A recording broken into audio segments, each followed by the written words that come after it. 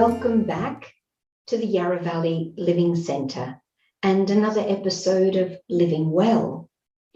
Today we have Hedy Sussman with us, and Hedy's come down from Ballina. How are you feeling, Hedy? I'm feeling beautiful. This is a beautiful place.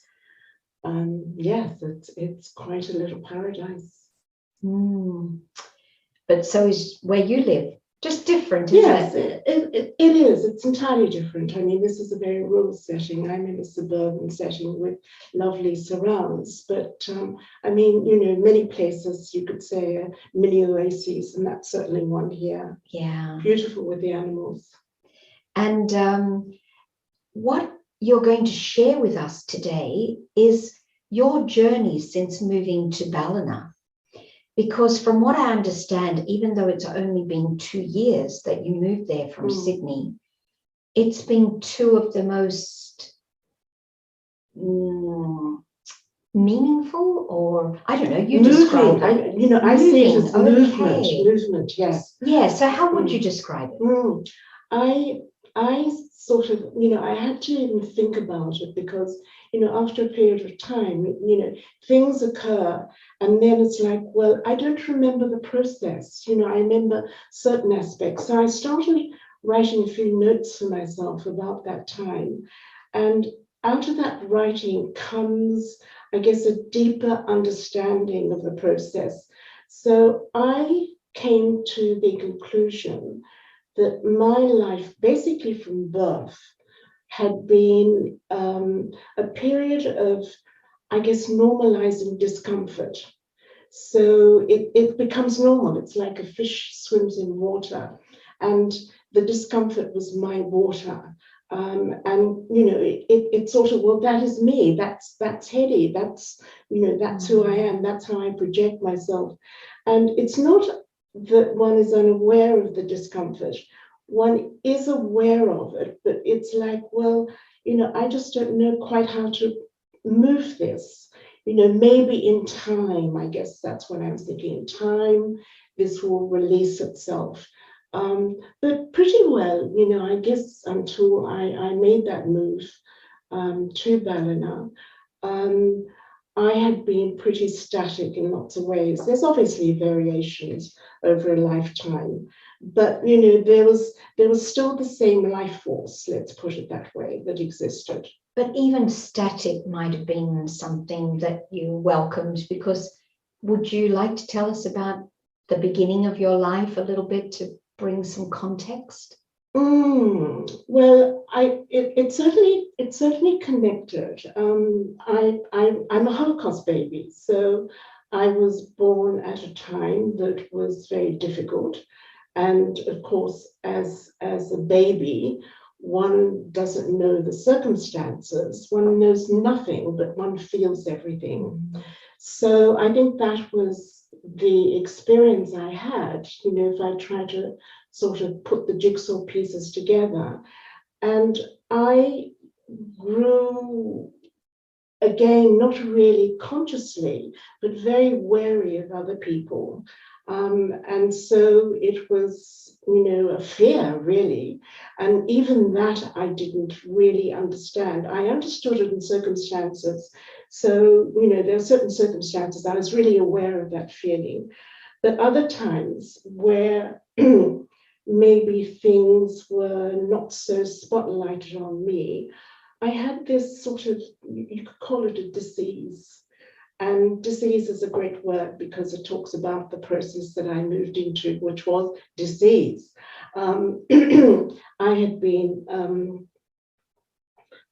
diagnosed with leukemia when I went to Ballina, and I had been working on it. In a sense, giving it up to God, and please help me. I've got this. I've got this affliction. I don't want to die from it. I think I've got lots of life ahead of me. And I would say I was not unhappy with the results because I was in a holding pattern. Everything was steady. I wasn't getting worse. So it wasn't that I really felt that I wasn't being helped. I felt that I was being supported. But when I went to Ballina, there was something about, going into a place totally new, not knowing really anyone. I had my son who lived nearby, but, no one else in my life there that I knew. I felt it was really the time had come for me to work on what was going on, what had led to leukemia. So this is when I started doing my what I term excavations. And that was a very enriching process. So what did you do as part of that journey? You mentioned that, in fact, when I visited you some time ago, you were writing a book.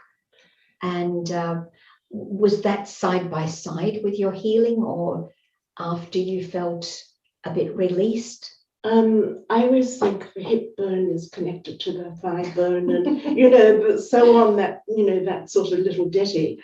Everything is connected. The fact that I was starting to really examine. I think there was an examination. There was an interrogation going on. Who am I? Why am I like this? And I felt it was, to take the lovely political slogan, it's time. And I started on a process of plotting, looking at the map. There's a map of one's life, and already, I was no youngster at this stage. I'm now 77, so this was 2 years ago. So it's not as if I started this inquiry many years ago. It was like I'm leaving it until quite late in my life, and I started looking at the map of what I had been, what I had done, where I'd come from, and how I faced the world. And I had dissatisfaction with it. So I felt as if I had to recreate everything. I even recreated my notion of God. It's like I wanted to start again. I wanted to find, it wasn't that I ever set God aside, but I wanted to find my God, the God that spoke to me. And so at one stage I started calling God Fred. And it's like, no, that's, that sort of didn't sit. So then I changed it and I started calling God Bog, which is just the Russian word for God. Bog. Bog, yes. So it was like I was trying to find my relationship with this being, this life force, this energy that was unique to me. I didn't want to use anyone else's. I felt as if I needed to carve my own way. So and then I ended up with like 3 entities. For a Jewish girl to end up with my own little trinity of God. It was God of love, which I named Hashem, which simply means the name in Hebrew. Then I had Raphael, who had always been with me in some sort of way, an understanding about the God or the archangel of healing. And then I brought in what I had known over a number of years and decades with the Brahma Kumaris, and that was the notion of God. And I used the name of God, or Baba in that sense, as wisdom. So I had love, I had healing, and I had wisdom. And I would imagine myself, in my meditation as having, it was like they were actually sort of like with wings, and I would imagine them sort of situated around my body, and that everything was covered by their wings. Their heads were down, and I was in the center of that, totally protected, nurtured in this nesting of wings. So that became my meditation, and it was one that sort of it felt right to me. It felt, the nurture that I needed. And then I went on this journey of exploring why I was the way I was. And what I found interesting, because most of us talk about the heart, but you said you did this process very, very logically. You did it with your head. Maybe that's a misnomer because I was led to it. So logic plays a part, certainly. When I was talking about with my head, I meant the mental apparatus that was there and the images that I was getting. I felt I was led to a particular process that was very much imaginal. I imagined that my leukemia was as a result of my energy pathways becoming blocked at certain points. So I felt that I had to go down and explore those blockages, not in a manner that, I needed to rip myself apart. It was in a way of being really compassionate with myself. I had been very punitive with myself, and I think that's a key. When one is punitive with oneself, generally it's also external. So I saw the world in very punitive ways. I think I was punitive towards other people's, little infractions, and certainly I was that way with myself. So it's like there's a direct correlation. So in a very tender, compassionate way, I imagine this child, the inner child, that had been so frightened. And even that, that was a notion. It wasn't that I was really clear about exactly what it was. But I started this process of imagining that I had a life and clear furrows that had become crooked as a result of my life. And I needed to remove those impediments that stopped the free flowing of energy. So, it was rational and yet it was imaginal. I felt I was led to do it.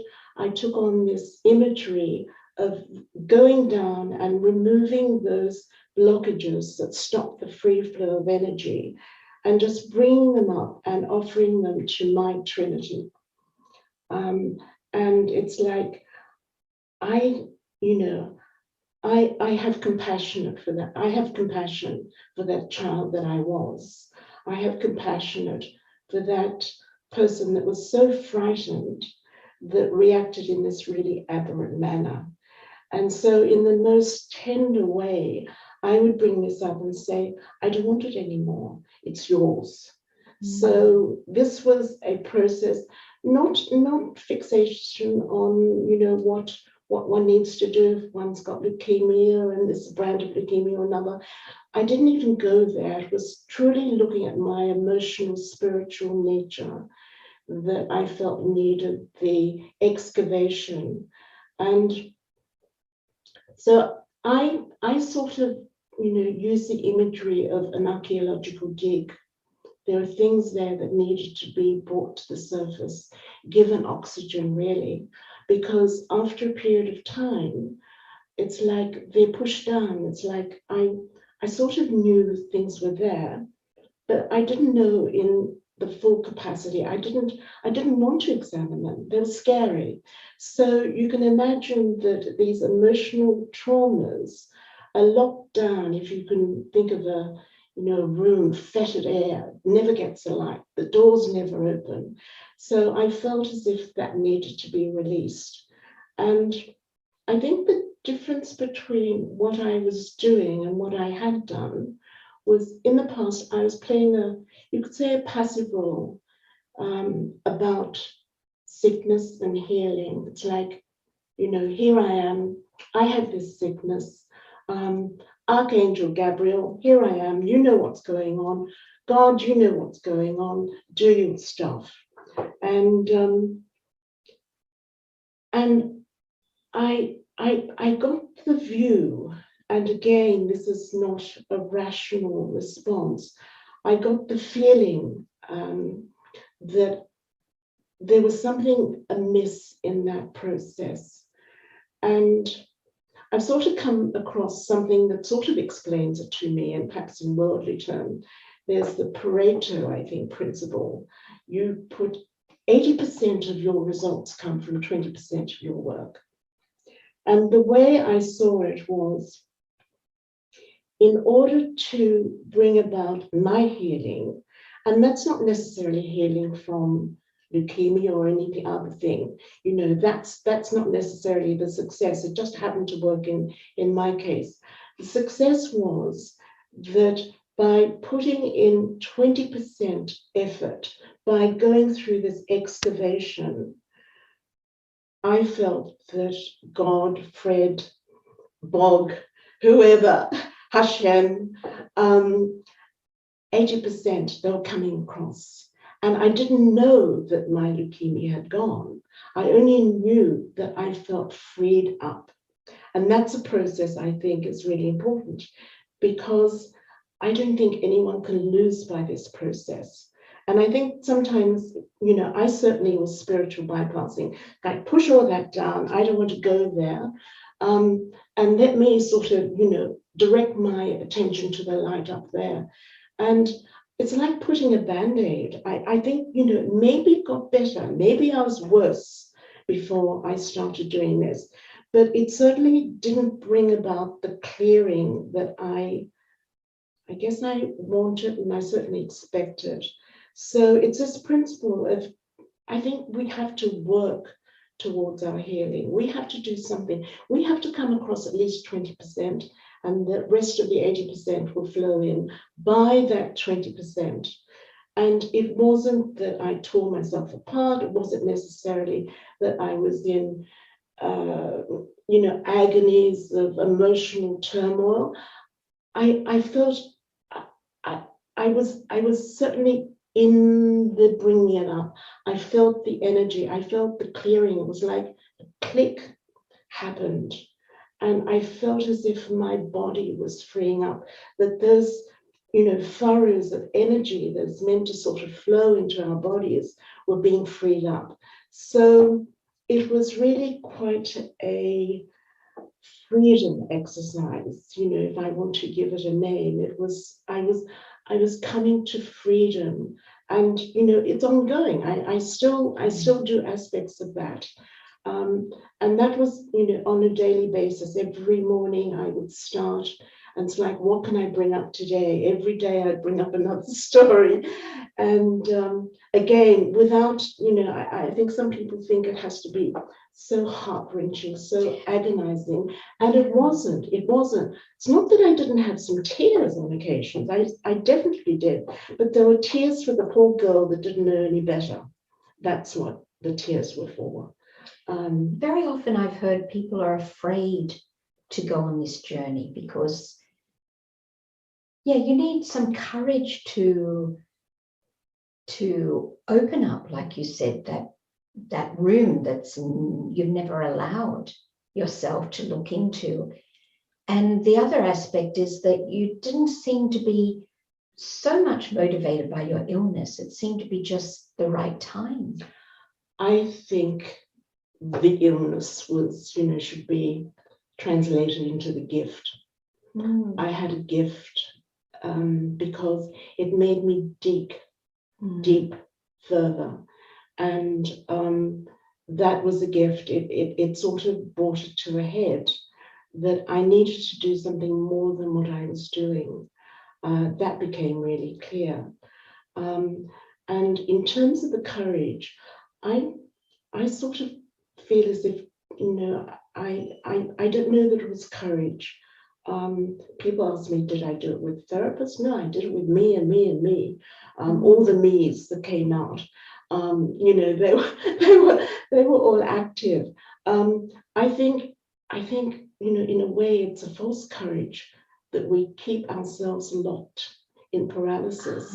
That's another sort of courage. I mean, how much courage? How much courage do you need to stay in that discomfort and every day face the world in that discomfort? And that's what I was doing. Because we have these retreats here. Yes. They're based on the Bethel program of retreats. And it is exactly that, 7 days of going into yourself and 7 days of silence. And people are very afraid to embark on this. And yet there's such a payoff in a way, isn't it, for the Yes, freedom yes, and yes. the Maybe peace that you find from Yes. this. maybe it's that part of that journey, and you think, your back is against the wall. You have no options, really. I mean, where do you go? Okay. So, So it did help. So the illness did help. It was yes, a gift, as yes, you said. yes, yes. Yeah. And you didn't have any friends journeying on this journey with you? You didn't talk to anyone? You didn't have... I talked to the various me's. The various me's, they were all your friends. Yeah. So yeah. were they friends before? Or this was did No, you know them, or they were all no, kind of new characters? No, I had befriended a very nervous Nelly, Hedy, and so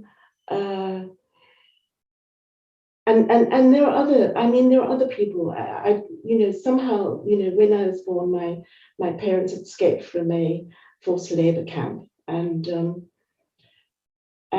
they were posing as Germans. So life was very precarious. Whether we lived, we died. My father didn't make it. My mother and I survived. But I actually didn't know that I was so fearful. That is a very new realization, that like, whoa, you're really frightened of people. And it's like, I've held that all my life. And you didn't know? I didn't know. How could you It's a good question, because I enrolled in a PhD program, and my subject matter was identity, liminality, displacement, hybridity, bit of this, bit of that, not this, not that. And so the initial research was looking for research that backed up this notion of what I was going to study, and using my own story as a basis. And at some point, I kept doing the research, and it's like, well, yes, I mean, I understand that. I understand that situation, but it's actually not what I'm getting at. And eventually, I suddenly came to the point, I'm not studying not belonging, because I felt I'd never belonged to anything. Nothing in my life. So I realized my issue wasn't not belonging, it was actually shame. And I had to pull out of the program, because it had to start all over again on new. I wasn't ready to go into shame. So it's like, well, what is this shame about? I don't know. I haven't killed anyone. Why am I had no answer for it. And it's only really recently that I've sort of collapsed that down. It's like, after 15 years of having to pull out of studies, the shame was, I was ashamed of being frightened. Oh. Oh. I didn't know what the shame was. So it's like, whoa. And I guess this goes back to my birth. I really felt as if I leapt out of birth canal in this ninja pose, protective, ready to strike, defensive. And I'd always felt that I was a warrior in this life. I was a warrior, superficial, I mean, egg fin shell warrior, because underneath I was seething with fear. So this facade, this mask of, really thin mask of, being there and, determined and, defensive in a way. And you have a bit of an air about you. So I would never have picked up fear. Fear, I have mastered because you have such an air, and you come across as so confident. I was terrified. You can't believe how frightened I was.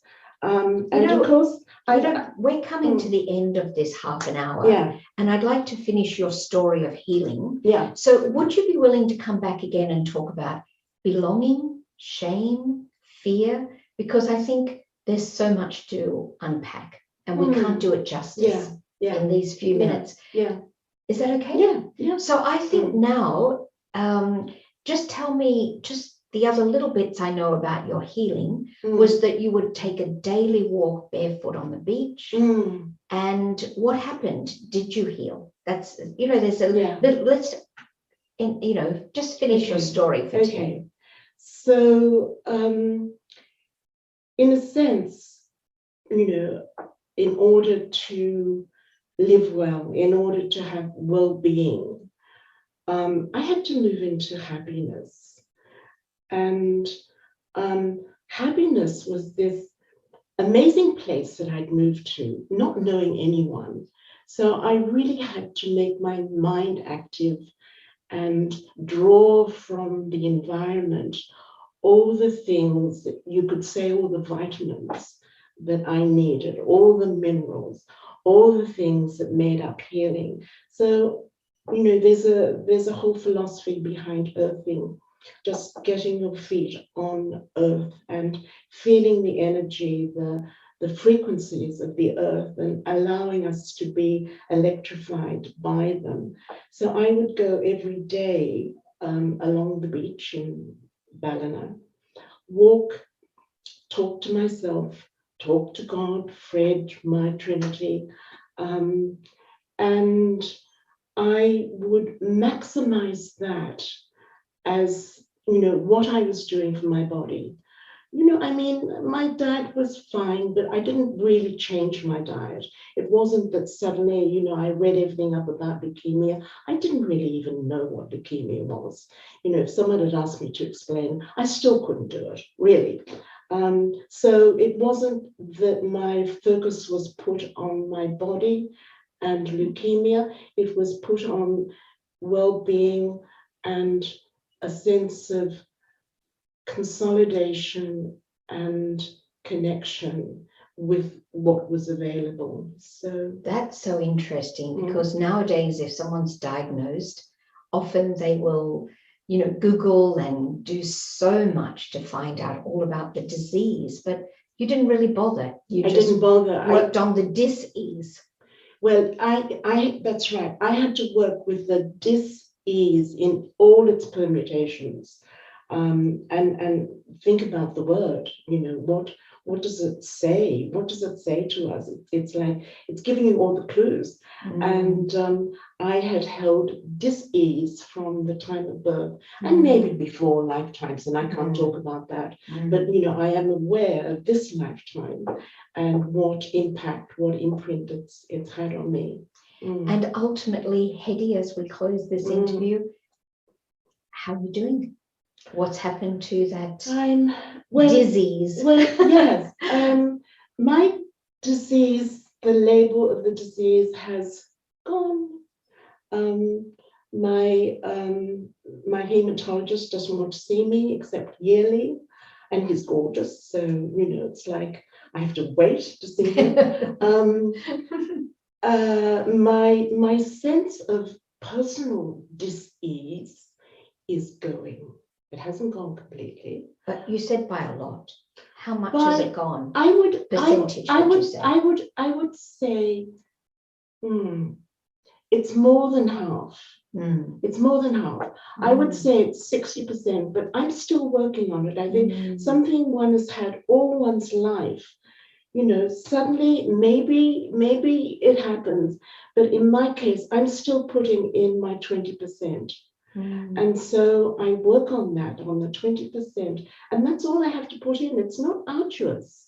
I put in the 20% of mining myself, the crooks and, the dis-ease, and the rest flows. Yeah. And you've been kind of given a clean bill of health in this regard. How long ago? Well, in a sense, it happened 6 months after I was in Ballina. My doctor states, Hedy, I wish all old people, and that's my category now, old people like you didn't take any medication. You don't take any medication? No, I don't take any medication. So yes, I don't have any problems. Should I be crossing my fingers and making the sign of Dracula now? But one wonders when one makes those Yeah. powerful statements, but I feel very protected. I feel the comfort and the embrace of my crew. I call them my crew, my team. I feel the embrace of them. I get that daily. Their wings are around me. That's the imagery I use. I mean, other people may use something kinesthetic. It becomes kinesthetic, the feeling of wings around me. But it's also imagery. I'm very visually oriented. So it's been quite a journey, and it's it's ongoing and it's beautiful, and I'm so happy in this journey. It's like, if not now, when? If not now, yeah. How wonderful. That's been really amazing. And, there's so much more to unpack. Like we did a kind of a survey some time ago, some years ago, as to what people feel they need most. And it was belonging. Belonging was what came out. And Yes. you said you never felt you belonged. Never ever. And so this was it's like, well, this is what I feel. Let me study this. But it turned into, it was like, that was a little fallacy. I mean, the mind is wonderful, giving us stories that aren't quite there. Yeah. And in the end, it's like, it wasn't belonging. I mean, I could have belonged. I mean, my dialogue with myself was, I don't belong. I'm always marginal. But it turned into shame. It's like, what is this shame? I don't know. We'll have to come back and talk about this, because there's a lot there. It's so deep. Yeah. And luckily you're going to be with us here for a while, so we'll have a chance to do another interview. Yeah. So thank you very much, Hedy. Thank you very, very much. And do join us next time when we're with Hedy to talk about some of these deeper issues, because I think it does take a bit of courage to face all of this. And I think you're a great inspiration, Hedy. So thank you. Thank you.